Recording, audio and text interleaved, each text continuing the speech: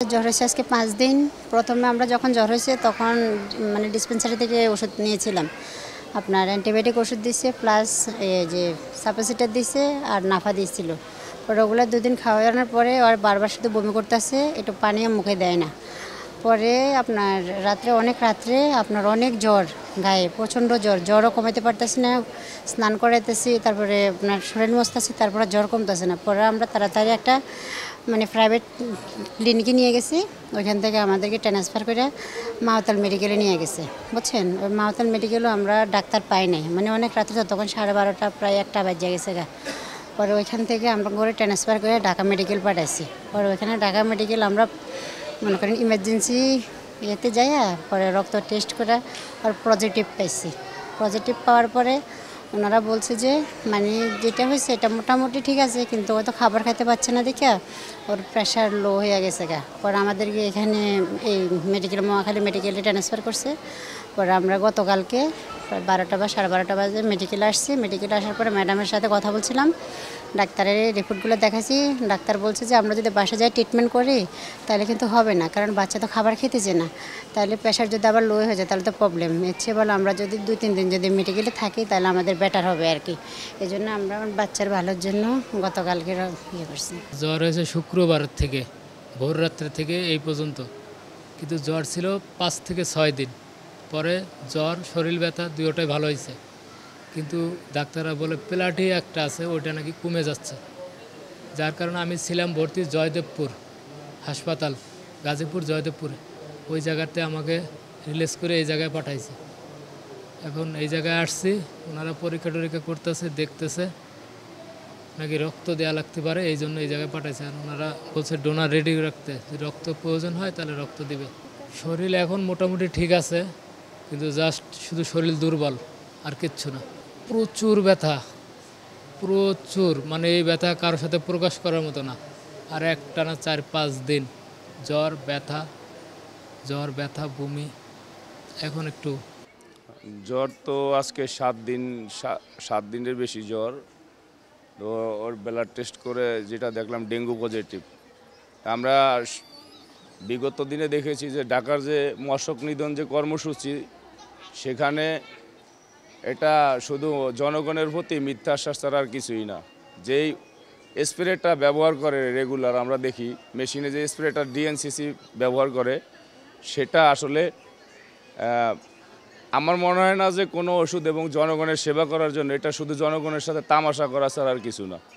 আপনারাও জানেন যে এই যে ঢাকা সিটিতে যে মশক নিধনের যে কর্মসূচিটা তারা ব্যবহার করতেছে এবং যেই স্প্রেটা দেয় রেগুলার, ওটা জনগণের সাথে মস্করা করা ছাড়া আর কিছু না। কারণ বিগত দিনেও যে পদ্ধতি ছিল এখনও সে পদ্ধতিতেই কাজ চলতেছে। সেক্ষেত্রে আমরা দেখতেছি যে মশা তো মরেই না, উল্টা মশার প্রজনন ক্ষেত্রটা আরও তৈরি করে দেওয়া হচ্ছে।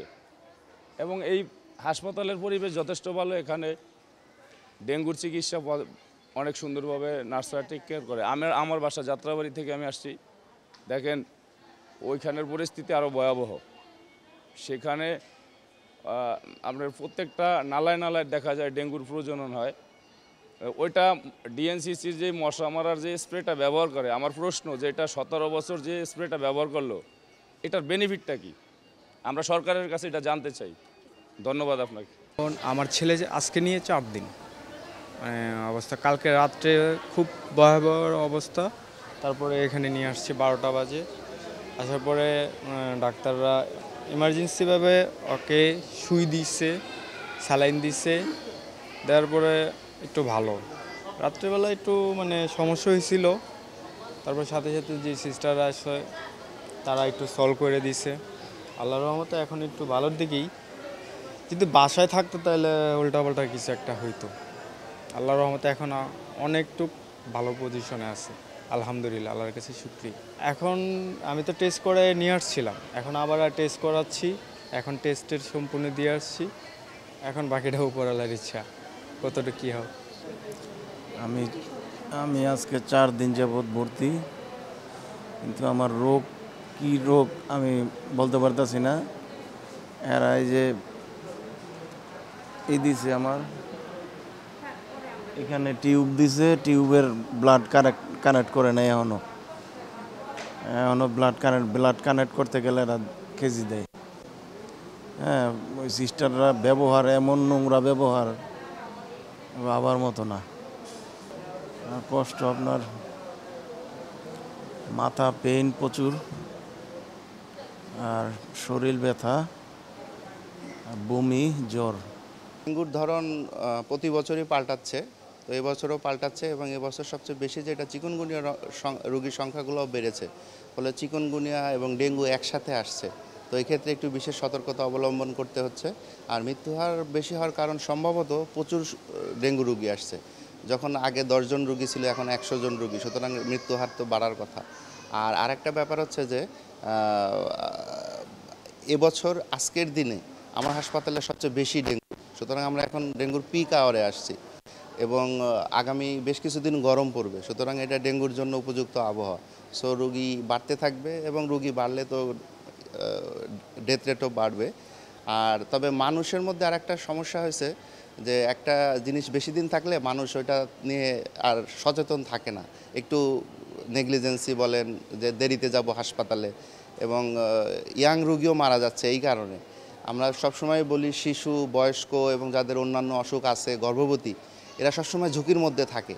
তো তারা সচেতন, তারা বেশ সঠিক সময়ে আসছে, কিন্তু ইয়াং রোগীগুলা ওনারা মানে একদম শেষ মুহূর্তে আসছে, এটা হয়তো মৃত্যুর কারণ হতে পারে। আর ডেঙ্গুর প্যাটার্ন চেঞ্জ হচ্ছে প্রতি বছরই, এবছরও সেরকম।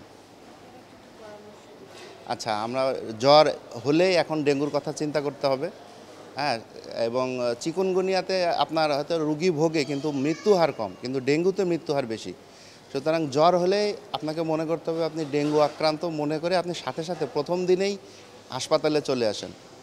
আমাদের এই ডিএনসিসি হসপিটাল 24 ঘন্টা ডেঙ্গু রোগীদের জন্য প্রস্তুত আছে। আপনার বিভাগীয় শহরে medical college hospital, district hospital, প্রত্যেকটা হসপিটালই এখন ডেঙ্গু রোগীর ব্যাপারে সচেতন।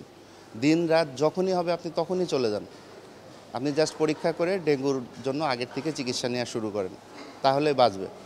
আচ্ছা, আপনি যেটা বলতে চাচ্ছেন জ্বর ছাড়া ডেঙ্গু রোগী, এটা আসলে খুবই রেয়ার, আমি মনে হয় না এরকম রোগী দেখেছি। সুতরাং জ্বর একটু আসবেই, তো জ্বর আসলে আপনি জাস্ট একটু ডেঙ্গুর পরীক্ষাটা করাই নেন। এই জি জি অবশ্যই। আপনার এবছর হচ্ছে যে ডেঙ্গু রোগীগুলোর ব্যথা বেশি হচ্ছে। গত বছর আমরা বমি, পাতলা পায়খানা এবং একটু খারাপ রোগীগুলোর পেট ব্যথা হচ্ছে, এবছর সাথে সাথে একটু ব্যথা বেশি হচ্ছে। যেমন গত বছর আমরা ব্যথাটা ওইভাবে পাই নাই, এবার রোগীগুলো বেশি ব্যথার কথা বলছে, এই একটা মেজর পার্থক্য।